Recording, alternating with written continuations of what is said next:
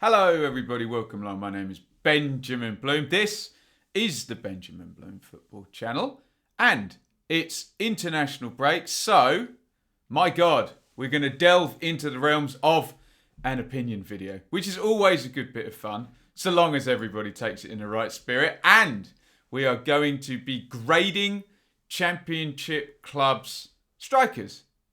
So this could be a very, very interesting one. First of all, as I always need to when we do opinion videos, I'm going to set up what it is I'm doing and then we will crack on with the fun. So I'm going to go through each club. I'm going to look at their striking roster. So I am not going to pull out who I think is the best striker in the Championship. We're looking at which club has the best strikers. Okay? Wide forwards do not count. So where I come from, a striker plays down the middle and scores goals. People like Said Benrahma, for example, for Brentford, or Tyrese Dolan for Blackburn are not strikers for the purposes of this video, okay? However, someone like Ben Brereton is a striker who's been played out wide. So it's more about the player than where they're being played at the moment. If you see where I'm going with this, feel free to get involved in the comments on that one. What I'm going to do, I'm going to decide based on the following categories. The quality. Have these players done it before? Are they proven at Championship level or even higher? Not many will be. Potential. It's obviously not fair to only judge players on what they've done before if they're maybe 21 years old or they're coming on a loan. So maybe there's this underlying potential here where you look at these players and you think they could be really, really great. Diversity. Yes, that word has been pulled through the mud recently. So we're talking about diversity of football playing skills here, by the way. So maybe one club has got all the same type of strikers, so they don't have very poor diversity. Maybe one club has got one quick one dribbler, one good with his back to goal, one good in the air, one out-and-out finisher. That would be a good balance to have, if you get my drift. And quantity as well. Neil Warnock is famous for having 5 or 6 to choose from often. And sometimes quantity can just get you over the line. You can only play 1, 2, 3 strikers at most. And sometimes the more you have, the more options and getting them on the pitch at different times, etc. helps out. So that is what I'm going to do as ever. I would love your comments on this, and I would love you to comment on the same things as me. Which group of strikers has the most quality? Which has the most potential? Which has the most diversity of skills? Which has the biggest quantity? And if you really want to join in, score your team strikers out of 10 and tell me which club, if you had to, you would swap with. And as ever, in the comments on these videos, they're opinion videos. The channel is all about respect, but it's all about knowledge as well. So, if you're coming, for example, with a QPR badge as your avatar on YouTube, and your name is QPR are the best, yeah, and you comment, QPR have the best strikers, and that's all you put. I don't really learn a lot from that, and I don't think anybody does, other than you really like QPR. What is really helpful, do those bits of business, and then we all learn a little bit more. Obviously, I believe in freedom of speech, and I appreciate how much you love your clubs, but often on these videos, we just get comments, supporter of Team A says his strikers are the best, and that's it. And we don't really learn anything, like I say, other than supporter of Team A really likes Team A, and that's great. But not very helpful for me for learning about the general thought of Championship strikers and what the subscribers think on the channel. Here we go. Here are your Barnsley Strikers, and this is a nice mix. However, it's a lot of players used in different ways by Gerhard Struber, where maybe people like Chaplin could be used wide, and Woodrow's been used as a number 10. Schmidt is probably an out-and-out striker. Krissy came as a winger, but has been used up top. And obviously Struber is no more at Barnsley, but be interesting to see how the new manager uses those guys. But particularly, if you looked at it as a front two maybe of Woodrow and Chaplin, very, very nice. If someone comes in and wants to play 3 and does, say, Freezer either side of Woodrow and Chaplin with Schmidt as a backup there, very nice. So that'd be Barnsley. Birmingham, we thought they were very much undernumbered at the start of the season, but Lecco has come in, Hogan has come in. So as a front two, Jutkiewicz and Hogan is obviously very nice. You've got Jutkiewicz's power, Hogan's finishing ability. Lecco's a bit of an unknown quantity because we don't know what Karanka will do with him yet. He's yet to play. Will he be wide in a 4-2-3-1, a number 10, or off? But in terms of 3 strikers there, good options, good diversity as well, with Lecco as the, wild card, a little bit, a dribbler. Hogan as the out-and-out finisher. Jutkiewicz as your physicality and aerial. Maybe they could do with one more, but yeah, some decent options there for Aitor Karanka. Here is Blackburn, and Blackburn plays into what I was saying at the start of the video, where you've actually got players who maybe weren't bought for what they're doing what they're doing, i.e. Armstrong is down the middle when he's probably been bought as a wide guy, and Brereton and Gallagher had the air of very expensive busts, and they're playing either side of him. So it seems to be working as a 3. Armstrong is certainly putting the goals in. Again, could they do with one more? I can see Harrison Chapman there. I don't know much about the player. But, yeah, certainly if you're looking at how they work as a 3, which I haven't used as a criteria, Blackburn's looking good, isn't it? Here's Bournemouth. The first of our relegated Premier League teams. So in terms of quality, yes, lots. And in terms of pedigree and expensive fees, Solanke, King there, Surridge. Danjuma's been playing a bit more behind and off, hasn't he? It was Solanke and Surridge in the last game I watched. So a lot of quality there, a lot of money been spent on those guys. Is there that much in terms of diversity? Obviously, Danjuma's a bit different than the other 3. Surridge is good in the air, to be fair. So maybe they do have that, and you would expect quality at the relegated Premier League teams.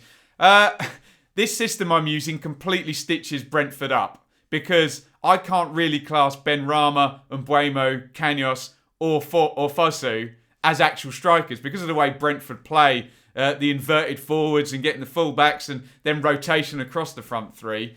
So to stick strictly to my terms, I can only really judge Ivan Toney and Marcus Force. They look really, really good for that one position as a... maybe they can battle for it. Force has started the season really well, hasn't they? I still suspect we might see another striker go in at Brentford, maybe before the window closes. Godos isn't in that list either, is he? I've only just copied the top row on SofaScore, I have to say. So, look, my system doesn't particularly work for Brentford. It doesn't make it right or wrong, but obviously Brentford was predicated last season on a front 3 with 2 wide forwards, all contributing lots of goals and assists. So, maybe it's my criteria that stitches Brentford up a little bit, doesn't it? Bristol City, I like this. So you have Wells, the runner in behind and the goal scorer. You have Martin, who's always been very good at backing in, quite good in the air, playing people in. You have Jeju, who's obviously very powerful. And then you have Semenyo as a young guy and Weimann maybe with a bit of pace and running in behind. So there's a lot of options covered there. It's been Wells and Martin up top with people like Patterson and Weimann supporting. And obviously Bristol City have started the season very, very nicely.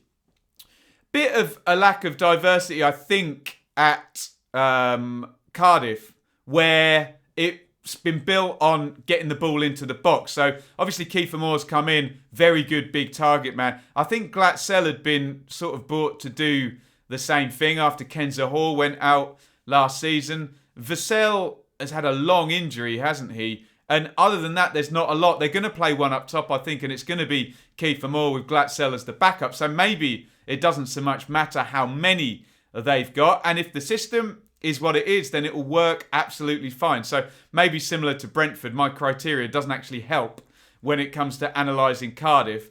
But definitely well stocked for back-to-goal playing sort of tall, powerful strikers, aren't they? As you would imagine under Neil Harris. Coventry is interesting. We can't really include people like Callum O'Hare and Jordan Shipley because they're wide forwards. Godden has started well, but we know it's all about the 3 working together, don't we? They've got Tyler Walker in there as backup. I suspect there might be times where we see one or other of those guys used as one of the wide players as well. We can include Bakayoko in there. So if we're looking at just one position, there's a reasonable bit of quality there. But again, it's about the three working together, isn't it? Derby, maybe you see a couple of issues here because they don't have a lot. Jos Fiak is wide. Joseph Zoon is wide. Whittaker. Stretton maybe is a young backup. So you're only looking at Waghorn and Marriott. Waghorn's been injured. I really like Waghorn. I'm an Ipswich fan. Some sense that maybe players like Waghorn and Marriott are able to operate between 4th and 5th place and 11th and 12th place. Are they top end championship strikers? They haven't been so far in their careers, have they?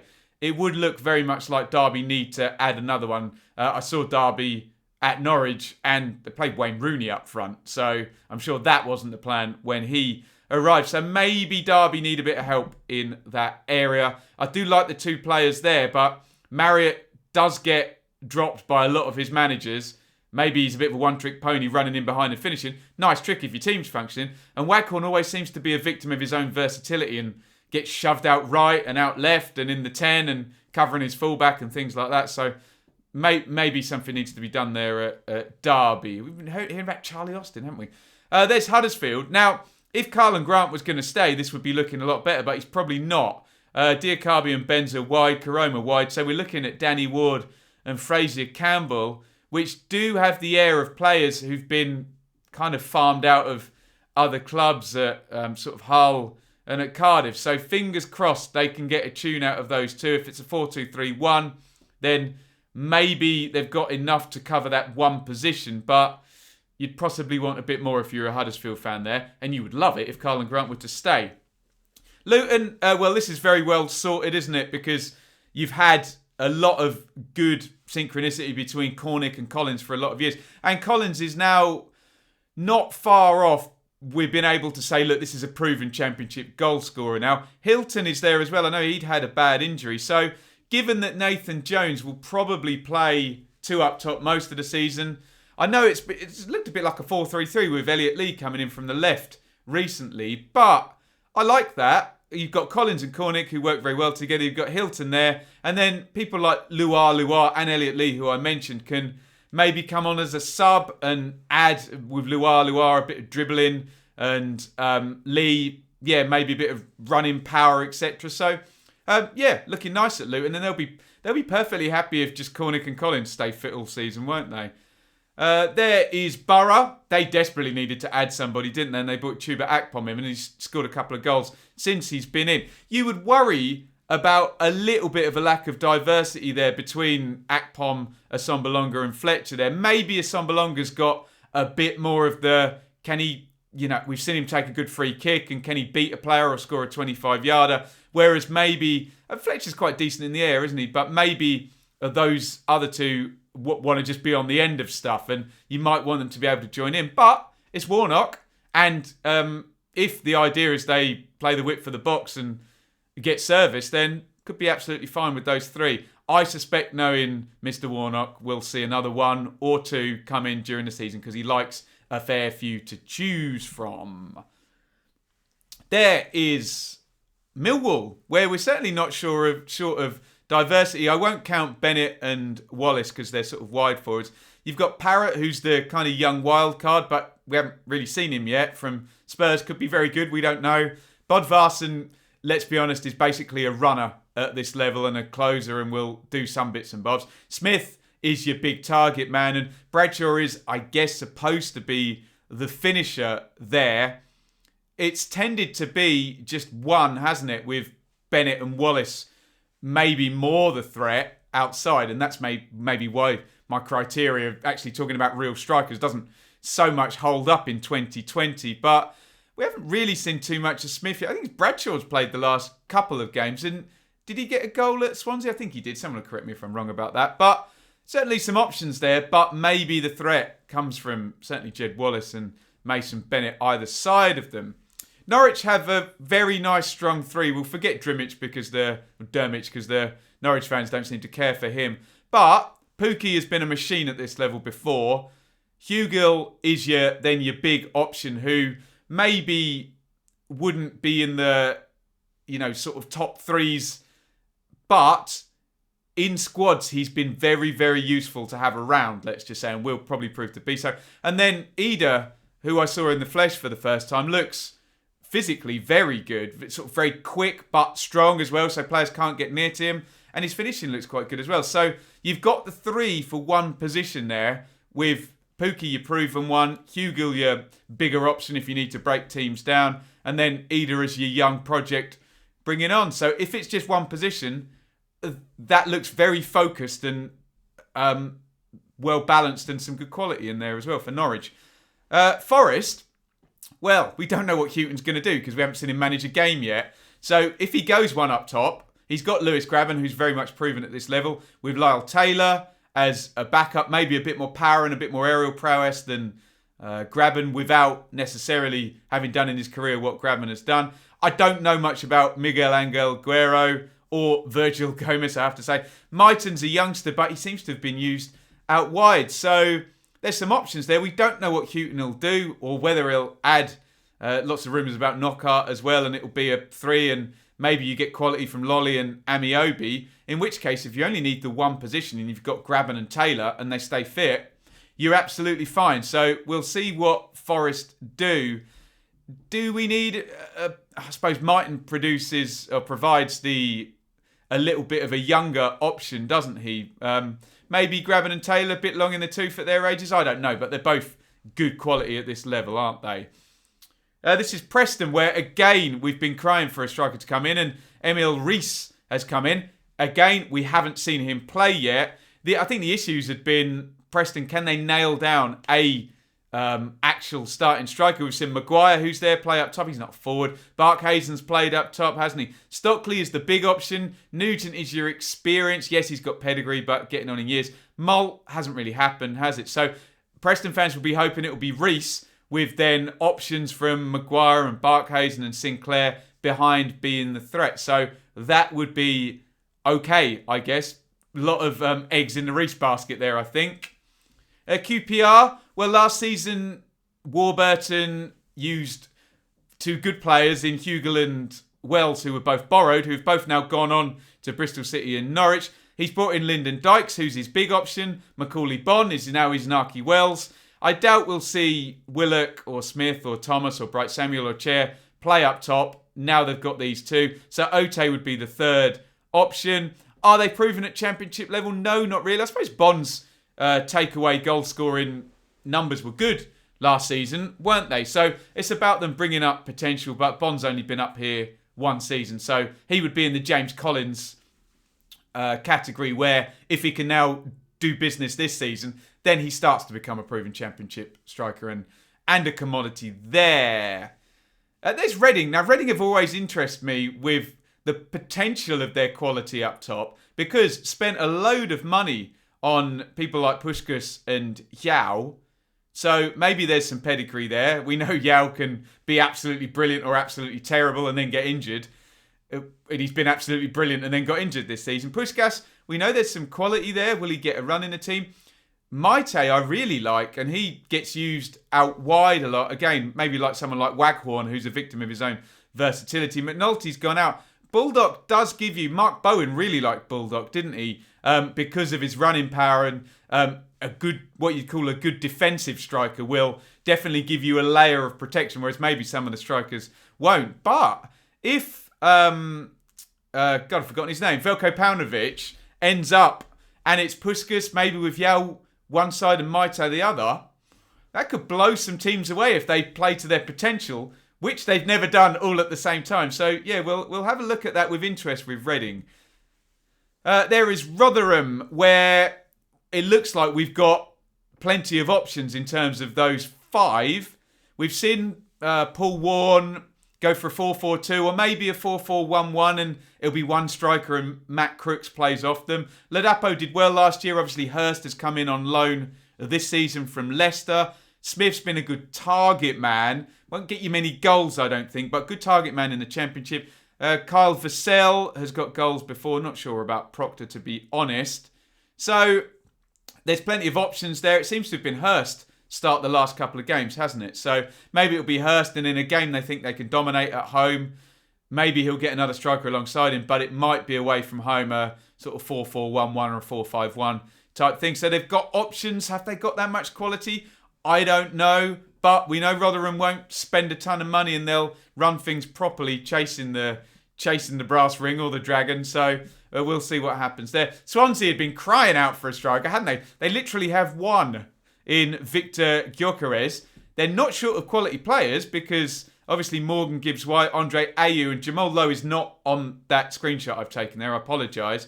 So they've got their forward now in Gyökeres. Don't know a lot, comes in from Brighton. And it's just about flanking him with Ayew, Gibbs-White and Lowe, isn't it? So we will see, again, another team maybe like Brentford where my criteria doesn't really link up with what they're doing so much. But, hey, it's a bit of fun video and at least they've got a kind of recognised striker in. Gary Monk at Sheffield Wednesday needed some. Elias Kachunga is not on that list. He will likely be used up top, won't he? Monk's been a front two guy. And if they can have the guy over there, Izzy Brown, providing them, that would be good. Rhodes, there's still a sense they just want him off the books and want that huge contract out. But I think he's in the final year now. Patterson is clearly there as the back-in, win flick-ons and get some goals type option. Windass is a runner. So maybe between Patterson, Windass and Kachunga, they've got goals. But if Brown stays fit as a number 10 for 30, 35 games, that's the key to them scoring, isn't it? Rather than even the strikers. But some options, but maybe the idea, lower level championship options that have been not needed by other clubs in terms of Patterson at Cardiff and Kachunga at Huddersfield maybe. So let's see if Monk and Beattie can get a tune out of them. Stoke have got some options, haven't they?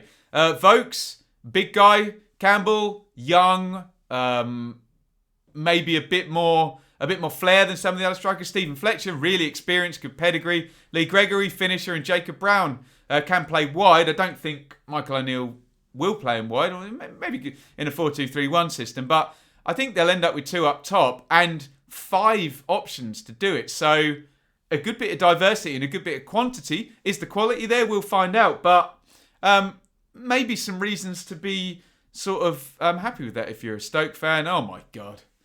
Here is Watford's striking option. So in the interest of fairness, let's call, because they've got so many, let's call João Pedro a wide player.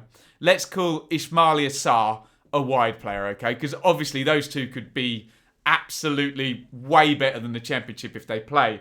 Still, they've got plenty of options. I mean, look, Deeney, Murray, Paritsa's come in from Udinese, hasn't he? Stuparevic, don't know a lot there. But then look, Andre Gray as well, he's a success. Oh, goodness.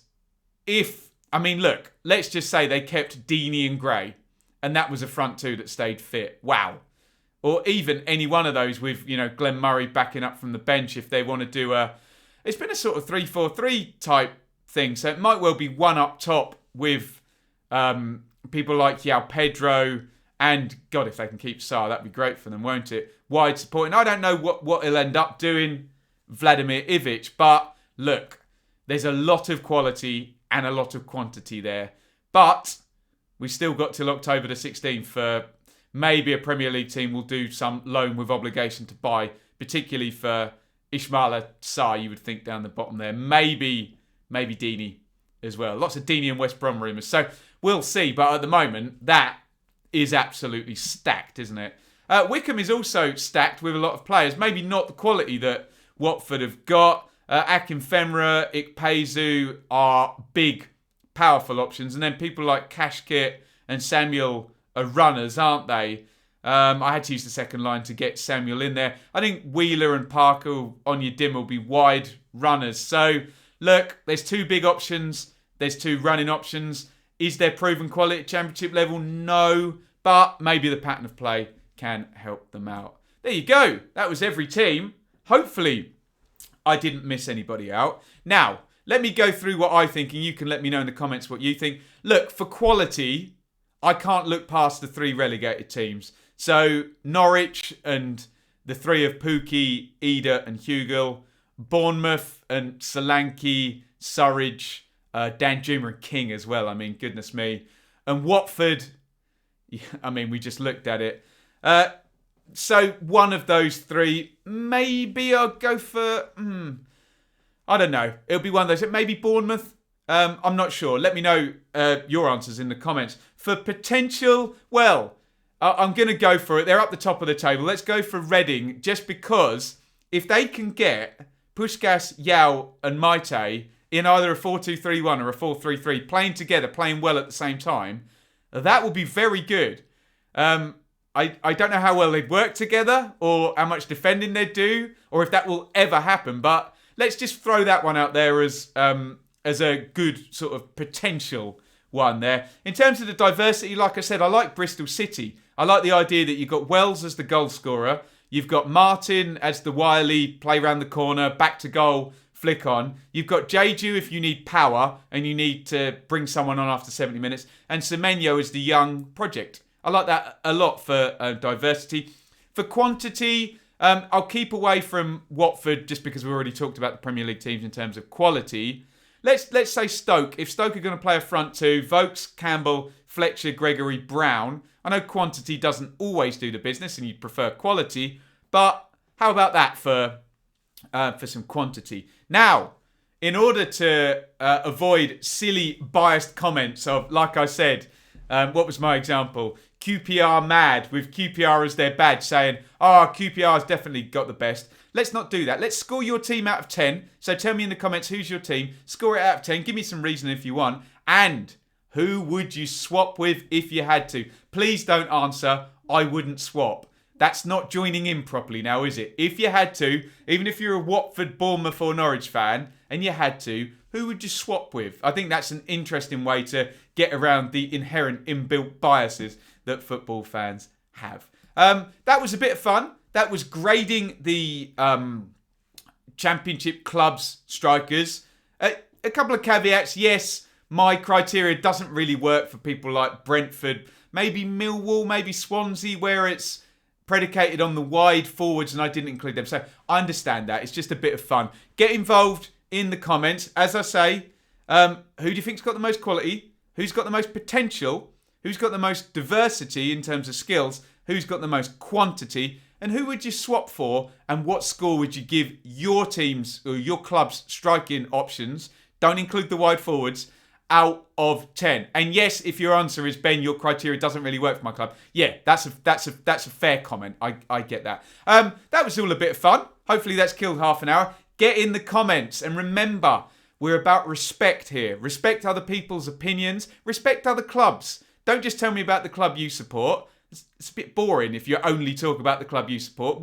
Widen your horizons a little bit. And let's just try and build up the knowledge. So let me know about players in your team. If there's one I missed out. Oh, what about this young striker? He might come through this season. Let me know. Let the commenters know. And we can get some good discussion and some good debate. Perhaps we can leave the my team's better than your team. Rah, rah, rah. Shout, shout, swear. Fraud, nonce, whatever we get in the comments. Perhaps we can leave that for the comments of some other channels and try and get a good sort of think tank and knowledge going here. That was my look at who and which clubs have the best striking rosters in the Championship.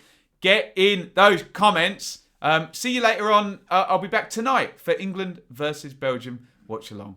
Over and out.